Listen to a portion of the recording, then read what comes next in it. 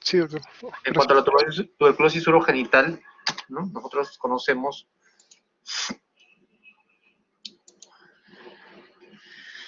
ya, debido a su importancia, ya que fue considerada una tercera causa de muerte por infección en el mundo, ¿no? En las peores épocas de esta infección, tiene una alta mortalidad, ¿no? Después del VIH, enfermedades como la malaria, la lepra juntas, ¿no? En la historia que hemos tenido de la humanidad, la ONU la declaró en algún momento una emergencia global, ¿no? Bueno, ahora los tiempos han cambiado y ahora tenemos otro tipo de emergencias, ¿no? La importancia también radica en el porcentaje de resistencia que tiene esta enfermedad a distintos tipos de droga, ¿no? Puede darse resistencia a una droga o puede darse a múltiples drogas, ¿no? Y hablamos aquí de multiresistencia. Si bien es cierto, no es un porcentaje tan alto, cuando se presenta genera muchos problemas, ¿no? A nivel sanitario, a nivel del paciente y las complicaciones que van a conllevar, ¿no? Ese tipo de patologías. Lamentablemente el diagnóstico en esta tuberculosis urogenital muchas veces es tardío, ¿no? Ya que podemos encontrar ya complicaciones derivadas de esta infección. Un pequeño resumen sobre la tuberculosis en Perú, ¿no? Vemos los diversos departamentos en los cuales pues, la tuberculosis tiene una alta incidencia, ¿no? Y una morbilidad bastante alta, ¿no? Tenemos ahí la región Lima, con sus diferentes distritos, ¿no? Ven ahí que distritos como muy poblados, ¿no? Densamente poblados como San Juan del Lurigancho, tienen una alta cantidad, ¿no? De incidencia de este tipo de casos. Alta incidencia, como hemos visto, tenemos que el 80% de este tipo de infecciones se da a nivel pulmonar, un 10% se da a nivel pediátrico y un 10% se va a dar a nivel extrapulmonar. De este 10% es lo que nos interesa en esta clase, ya que aquí se va a encontrar la tuberculosis del aparato urogenital. En nuestro hospital hemos tenido una buena cantidad de casos, ya teniendo pues complicaciones derivadas, ¿no? Complicaciones urológicas derivadas del tipo de infección. Revisando un poco las características del Mycobacterium tuberculosis, sabemos que es un bacilo ácido alcohol resistente, de tamaño bastante pequeño. De ahí, de esta medición de 0.5 por 0.3 micras, podemos sacar pues, la conclusión de este tipo de máscaras N95, ¿no? Que pueden filtrar, ¿no? Partículas tan pequeñitas de estos valores para protegernos justamente de este tipo de infecciones. Son aerobias estrictas, son muy resistentes al frío y a la desecación, ¿no? Pero son sensibles al calor y la luz solar o a la radiación ultravioleta. Por eso tenemos que en los grandes hospitales tenemos como ciertas aberturas, ¿no? En los pasadizos, en las salas de esperas, en los pasadizos de los grandes hospitales, ¿no? Debido a que se da esa estructura del techo para poder dejar que la luz solar ingrese, ¿no? Se multiplica rápidamente en condiciones ideales, ¿no? Y en contenido de oxígeno. Son inmóviles, no producen endoesporas ni toxinas.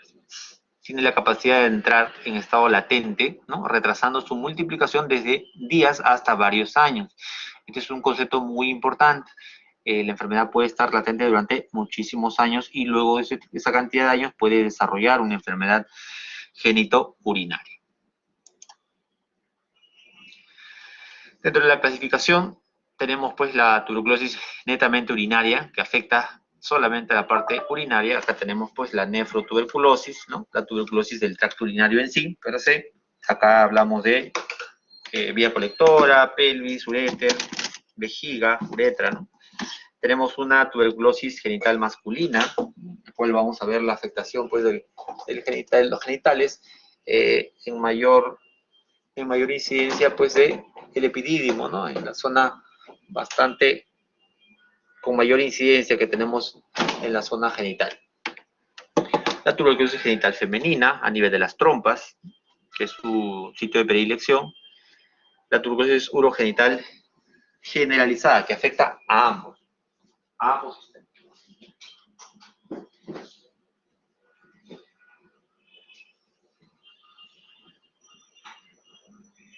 Bueno, perdón. La etiopatogenia. Sabemos un concepto muy importante que tienen que tenerlo presente para su examen, es que la tuberculosis urogenital siempre va a ser secundaria, ¿sí?, a una tuberculosis pulmonar. El paciente necesariamente debe haber tenido una tuberculosis pulmonar para poder desarrollar una urogenital en el transcurso de años, muchos años, ¿ya? La vía de llegada, por ende, por lógica, va a ser la tipo hematógena. Lesiones iniciales van a empezar, ¿no?, a nivel de la corteza. Este tipo de bacilos van a generar, pueden estar silentes por muchos años y pueden generar pues lesiones ulcerativas, papilares o papilitis tuberculosa, ¿no? Esos son los tipos de lesiones que puede dar, como también puede desarrollar lesiones cavitarias. En las lesiones cavitarias, estos bacilos van a ingresar hacia los túbulos, ¿no? Son atrapados en las asas de Henle, forman cavernas pequeñas al inicio que van a confluir con el tiempo, generando cavernas de gran tamaño. En las lesiones, como les dije primero, en las lesiones ulcerativas o papilares o papilitis tuberculosa, va a aparecer ya el bacilo a nivel de la orina, ¿sí? Y esta va a generar la diseminación a todo el árbol urinario. En las lesiones cavitarias, como ya les expliqué, pueden formarse cavernas pequeñas y confluir con el tiempo a cavernas de gran tamaño. Estas pueden calcificar, dando lugar, ¿no?, a los llamados riñón en mástic, que antes, hace muchos años, se veía con regular frecuencia, ya que no tenían pues los métodos de diagnóstico que tenemos ahora. Llegaban a estadios bastante avanzados y podían generar, o iban a generar pues una exclusión de todo el riñón, ¿no?, de todo el tejido renal, formando grandes calcificaciones o masas de calcificaciones llamadas riñón en mástil.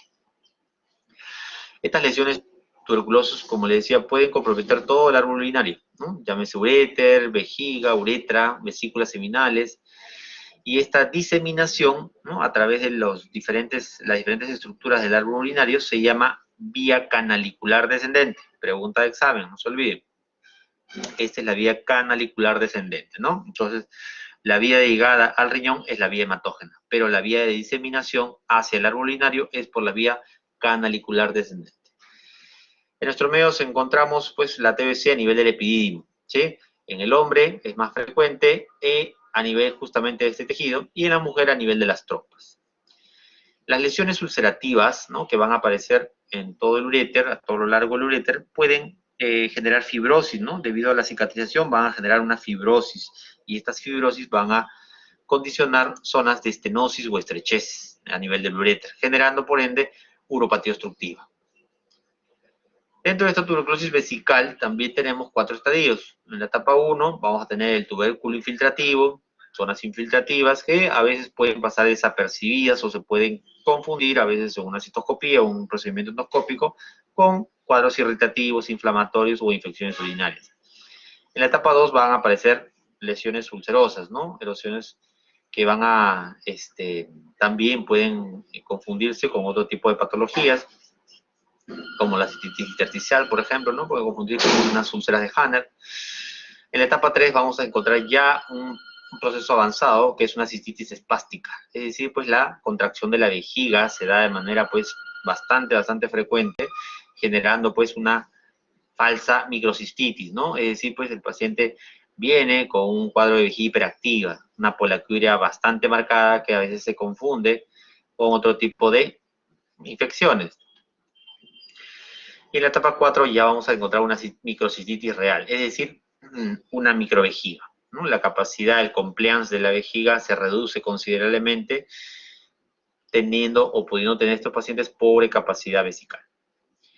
En las 3 primeras etapas deben ser tratadas con fármacos antituberculosos estándar, ¿sí?, de este tipo de cuadros. En la 4ª etapa ya se requiere una cirugía correctiva, ¿no? Una cistectomía con enteroplastía posterior. ¿Esto qué significa? Reemplazar la vejiga con otro tejido, en este caso tejido entérico, ¿no? Es decir, con hilio. En las vejigas vamos a encontrar lesiones granulomatosas, miliares, ¿no? Vamos a encontrar alrededor de los meatos y trígono también, y van a generar un cuadro irritativo, ¿no? Bastante marcado, como la disuria, la poliaquiuria, el tenemo, que se confunde, como les decía, con otro tipo de patología, retrasando aún más su diagnóstico.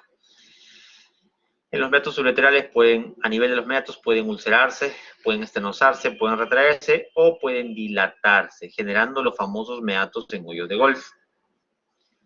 Las lesiones vesicales, como ya les decía, cuando son muy extensas y afectan gran parte después de toda la extensión de la vejiga, van a generar pues que esta vejiga se reduzca de tamaño por la fibrosis, generando pues las microvejigas. Concepto importante, no es necesario que la tuberculosis pulmonar, ¿no?, anteriormente padecida haya sido aparatosa, ¿sí?, para generar o para esperar de repente años después lesiones urinarias, ¿no? Puede haber sido pues una enfermedad bastante leve. A veces en complejo primario puede quedarse el bacilo silente durante muchos años y luego de eso desarrollar la enfermedad. ¿Qué elementos de diagnóstico tenemos? Acá tenemos pues, el clínico, laboratorio, radiológico, inmunológico, muchos métodos que tenemos, pero a veces pues no tenemos todos a la mano y a veces tenemos que echar mano de algunos otros. Por ejemplo, en la clínica, un 75% son personas menores de 50 años. El masculino, sexo masculino predomina por sobre el femenino. El periodo latente, ¿no? Pregunta de examen. El periodo latente va de 10 a 40 años, ¿no? Lamentablemente 20% son asintomáticos al diagnóstico. Es decir, se encontraron, pues, ya encontramos este tipo de pacientes con alguna secuela, ¿no? Que a veces le realizamos algún examen de rutina y encontramos, pues, este tipo de lesiones.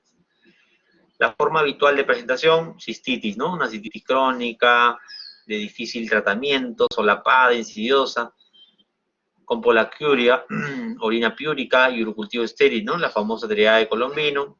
Vamos a encontrar que se sobreinfectan hasta un 20% con gérmenes comunes como el Escherichia coli, retrasando, como le decía, aún más el diagnóstico, encubriéndolo aún más. ¿Qué otras manifestaciones clínicas podemos tener? La hematuria, importantísimo. El sangrado. Puede ser un sangrado total, una hematuria total o una hematuria macroscópica, que no es muy frecuente, hasta un 10%. Lo más frecuente es que sea una microhematuria, ¿no? Hasta un 50% de casos. Pueden debutar estos pacientes con cólicos, ¿no? Cólicos nefríticos que no necesariamente siempre van a ser por cálculos. El 90% van a ser por cálculos, pero un 10% pueden ser por otras causas. Por ejemplo, fragmentos calcificados, ¿no? Coágulos que pueden desprenderse de la destrucción parenquimal y pueden generar, pues, un cólico. La hematospermia también, sangrado en el semen, es una de las causas frecuentes por las cuales el paciente viene a consulta, ¿no? A veces sin tener ninguna otra sintomatología. Astenia, anorexia, adelgazamiento son síntomas bastante generales, ¿no?, que pueden presentar estos pacientes. En el examen físico, pocos elementos orientadores, salvo algunos pacientes que van a presentar nódulos a nivel del epidídimo, ¿no? Estos nódulos se llaman nódulos fríos, que son caudales, ¿no? A nivel de cola, son fríos, es decir, pues no duelen, no tienen signo de flebosis, no están rojos, no están con signos justamente de un proceso inflamatorio. Simplemente son nódulos que van creciendo, no duelen, son únicos y a veces estos pacientes vienen ya cuando tienen grandes nódulos, ya que esto les genera a veces incomodidad, ¿no? En esa zona, pues, un poquito ocupa espacio, ¿no? Y genera mucha incomodidad al paciente. A veces ni duelen, por eso que el paciente ni viene. Masas lumbares palpables, ¿no? Famosos tuberculomas, raros ahora encontrarlos. Fístulas que pueden darse a nivel lumbar o pueden darse también a nivel escrotal, llamado las escrófulas. A nivel de vesículas seminales van a aumentar el tamaño y van a aumentar la consistencia. En condiciones normales no se palpan o no se deben palpar las vesículas seminales a través del tracto rectal. Pero en condiciones como esta, cuando las vesículas están incrementadas en un gran tamaño y consistencia, pueden hasta palparse, ¿no?, mediante el tacto.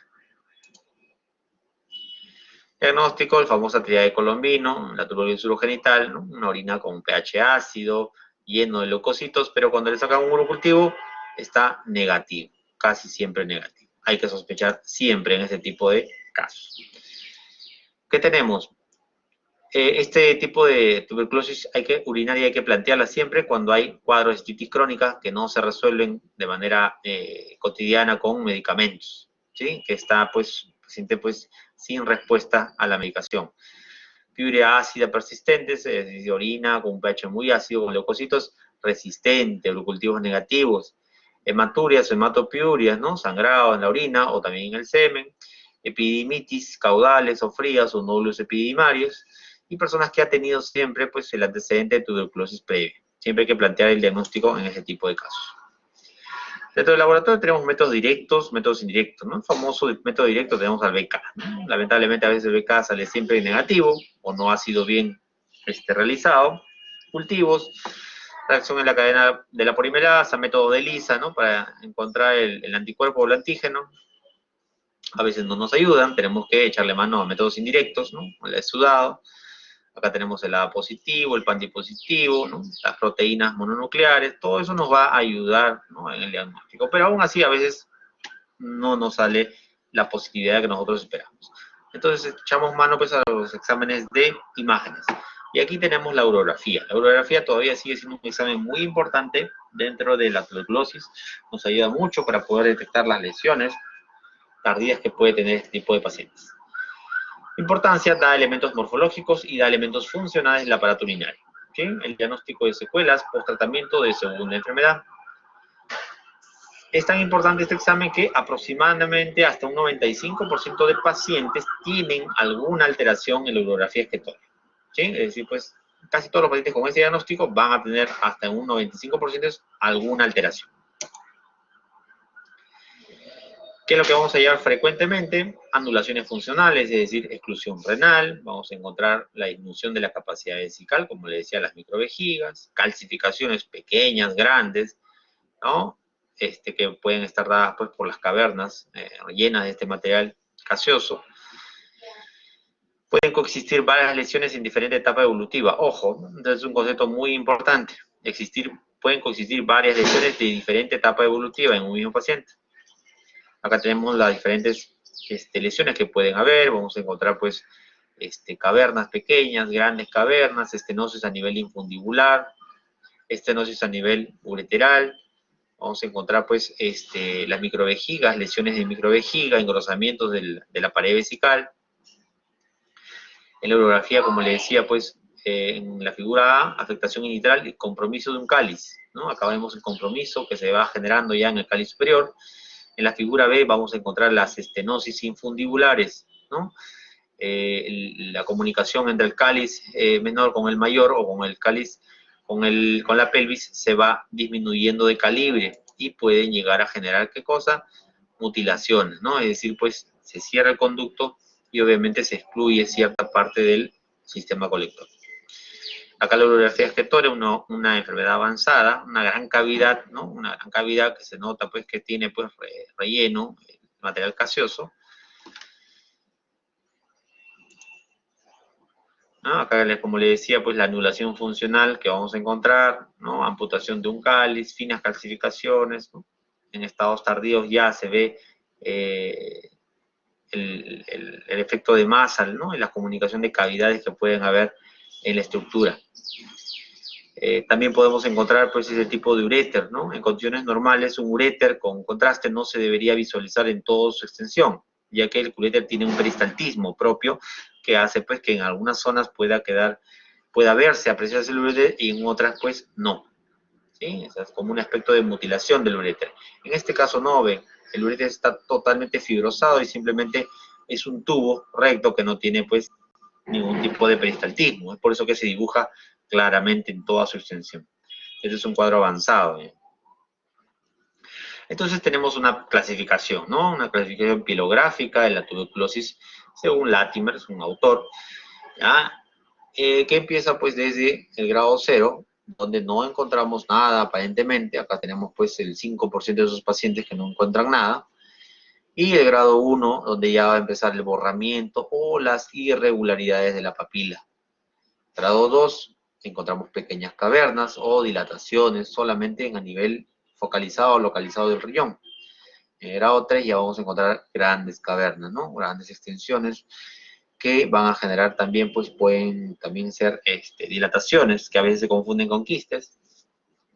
Y en el grado 4, lesiones destructivas, ¿no? En gran parte del riñón, ¿no? Lesiones estenóticas del uréter, lo que estábamos viendo en la imagen anterior, las microvejigas, la retracción vesical, ¿no? Y por ende la exclusión renal. Acá una extensa necrosis papilar, ven la irregularidad total de la papila, ¿no? Ven cómo la forma de cáliz se ha perdido en todos los cálices, ¿no? Toda la morfología está distorsionada. Aquí en esta otra imagen se ve pues la dilatación, la gran dilatación que hay a nivel del lado derecho, a nivel del colector del lado derecho, ¿no? Una gran hidronefrosis, producto de una estenosis ureteral. Aquí también un paciente con una exclusión renal en el lado derecho, lleno el riñón de puras calcificaciones, ¿no? Donde no se ve la captación de contraste. Acá también, ¿no? Una dilatación, una neuropatía obstructiva que empieza ¿dónde? En la inserción del uréter con la vejiga, ¿no? Una microvejiga, una zona estenótica a nivel del uréter que condiciona pues que hay una hidronefrosis. Acá, como le decía, pues, esquemas donde aparecen pues, las diferentes lesiones, ¿no? A nivel de la papila, a la llamada papilitis, puede encontrar abscesos también, ¿no? Se pueden sobreinfectar ciertas lesiones destruidas del parénquima, se pueden abscedar. Podemos encontrar también, pues, alteraciones, dilataciones patológicas a nivel del cáliz, de los cálices, mayores, menores. ¿Sí? Vamos a encontrar las estenosis a nivel tanto del infundíbulo como a nivel ureteral. Vamos a encontrar calcificaciones lobares, de todo, una difusa diseminación de lesiones en todo el parénquima renal. Acá una estrechez infundibular, lo que le comentaba, ¿no? En la flecha, ¿no? Donde se ha cerrado el infundíbulo, ¿no? Está amputando prácticamente el cáliz superior.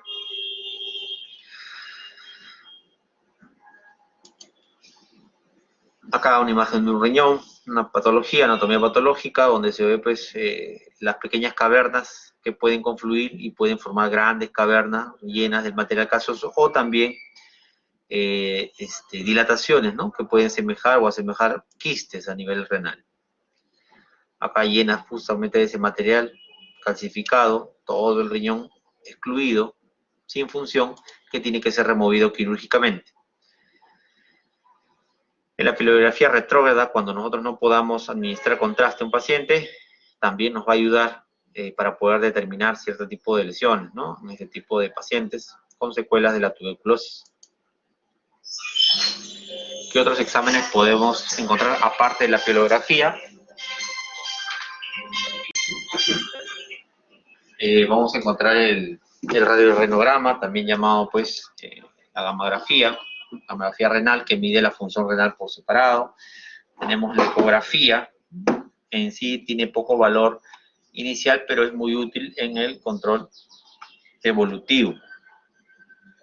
La cistoscopía, acá falta una S, la cistoscopía es un examen endoscópico invasivo, ¿sí? Para poder observar toda la vía urinaria inferior, ¿sí? Es decir, desde la uretra, llegar pues a todas las porciones de la uretra y evaluar la vejiga, ¿no? En su interior.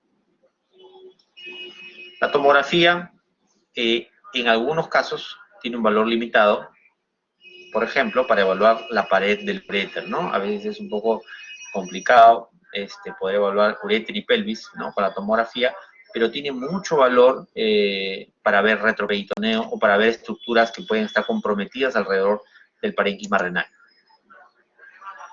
De la tomografía, como estamos viendo acá, las lesiones se va viendo todo el retroperitoneo, el compromiso, la captación del contraste, por eso la importancia. Podemos ver que otras estructuras pueden estar afectadas, ¿no? Mediante esa enfermedad. Acá en la citoscopía vemos lesiones en diferente etapa evolutiva, ¿no? Enfermedades iniciales como enfermedades tardías, ¿no? Los famosos meatos en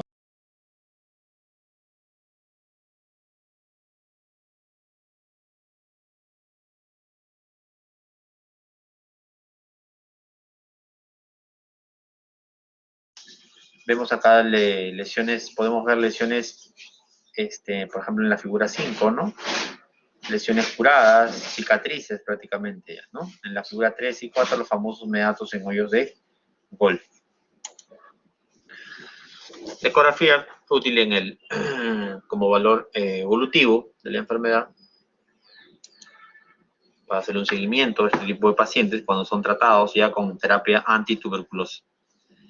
El diagnóstico diferencial que tenemos que plantear es con una cistitis crónica recurrente, tumoraciones, glomurulonefritis, cuadros de cistitis intersticial también, ¿no? En hidronefrosis congénita, alteraciones quísticas a nivel renal también, ¿no?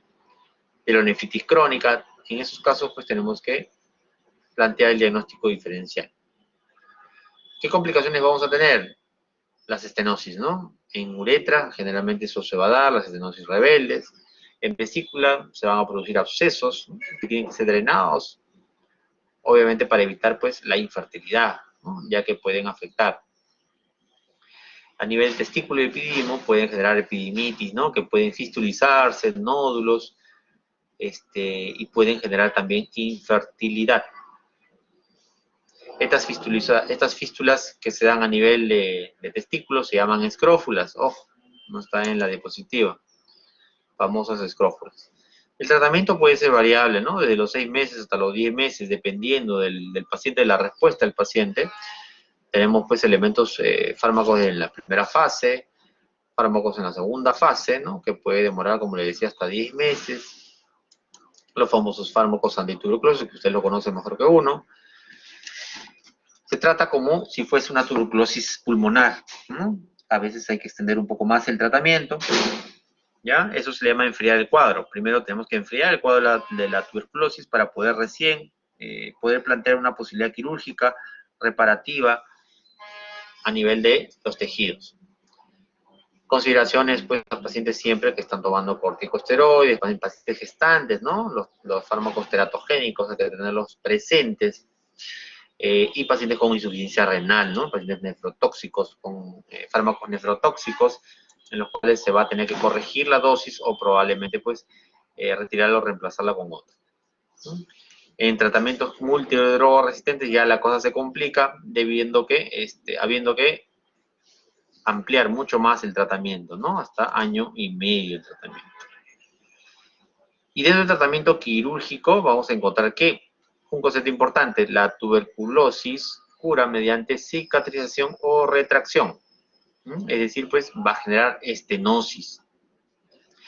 Estos procedimientos quirúrgicos están reservados para el manejo de las secuelas, ¿sí? Vamos a intentar preservar órganos, ¿no? Preservar la función adecuada de los mismos. ¿Cómo lo vamos a hacer? A veces pues tenemos que extraer el órgano, en algunos casos ya no se puede mantener, ¿no? O asegurar una buena función, tenemos que retirar básicamente el órgano que ya no funciona. En estos casos nos sirve, por ejemplo, la gamografía. La gamografía renal, cuando lo hacemos a un paciente, nos indica qué porcentaje de función tiene cada riñón. Si este riñón obviamente pues no tiene o tiene una función por debajo del 20%, este tipo de riñones comprometidos tienen que ser extraídos, ya que tienen el riesgo de sobreinfecciones crónicas y que pueden terminar en abscesos, ¿no? Poniendo en riesgo mucho más la vida del paciente. También a veces cuando hay un compromiso extenso a nivel del epidídimo o del testículo, se tiene que retirar toda la estructura, ¿no? Hacer una epidimectomía o hacer una orquiepidimectomía.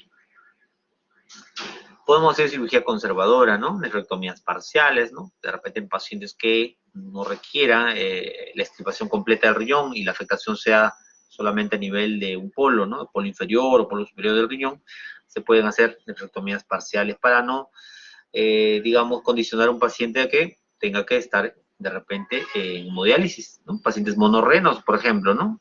Si tienen afectación de la tuberculosis, no vamos a, de primera instancia, plantear una nefrectomía total, ¿no? Habría que ver si es que puede plantearse una nefrectomía parcial para no, como les digo, pacientes que para no condenarlos pues a una hemodiálisis.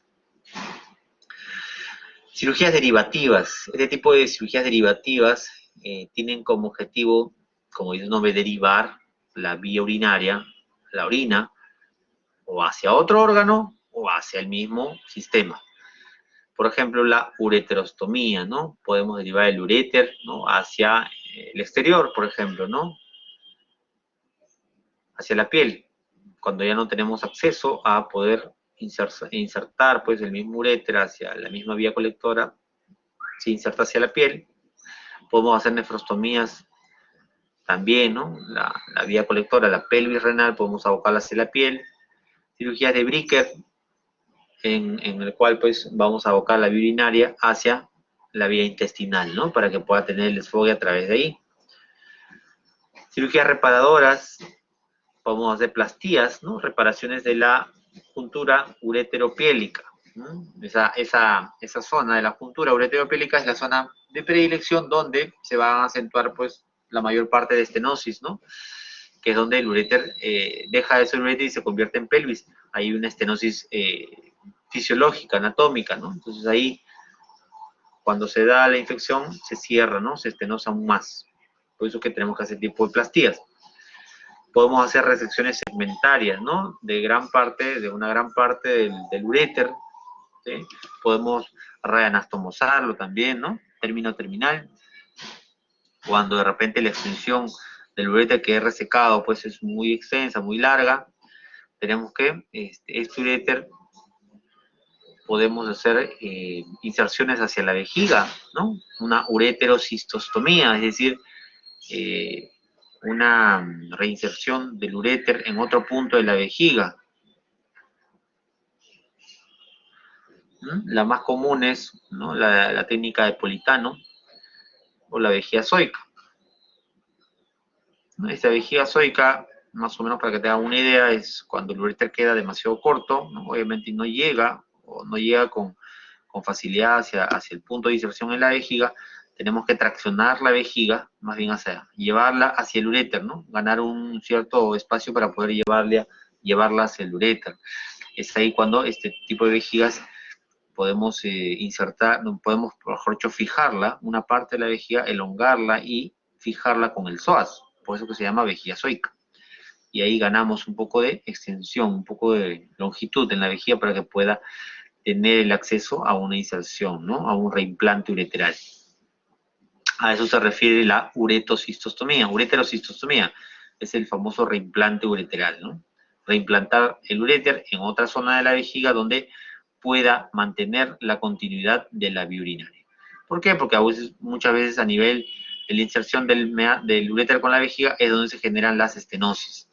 A veces se generan calcificaciones, o mejor dicho, fibrosis a nivel de la vejiga, ¿no? En una cierta porción de la vejiga que ya es imposible poder mantener pues una buena comunicación, una permeabilidad de la vía urinaria. Entonces tenemos que retirar el uréter, desinsertarlo de esa zona e insertarlo en otra zona que no esté comprometida con esta cicatrización o con esta fibrosis, ¿no? Y por último, las cirugías de reemplazo, ¿no? Este tipo de casos en los cuales pues se da el trasplante renal, ¿no? Pacientes generalmente pues, jóvenes, para poder mantener y evitar así pues que entren a estos centros de hemodiálisis.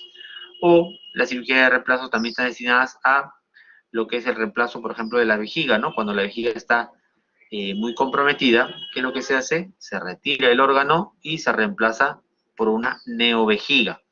A eso se le llama la ileocistoplastía. Volvemos a formar una vejiga a través de tejido ileal.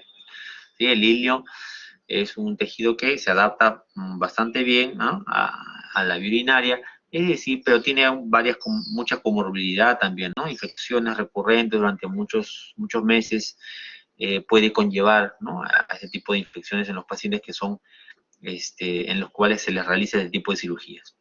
Pero es una alternativa de reemplazo quirúrgica cuando ya las complicaciones se dan a un nivel bastante extenso. Muy bien, muchachos. Esto sería todo por el día de hoy. Entren a su teoría que viene, ya que la doctora debe estar ya esperándolos en la otra sesión. ¿Sí? Muy buenas tardes con todos. Y ya han visto, ya han anotado también los conceptos básicos importantes que tenemos que tener también para el examen, ¿no? Es importante también tenerlos. Muy bien. Eso sería todo por el día de hoy.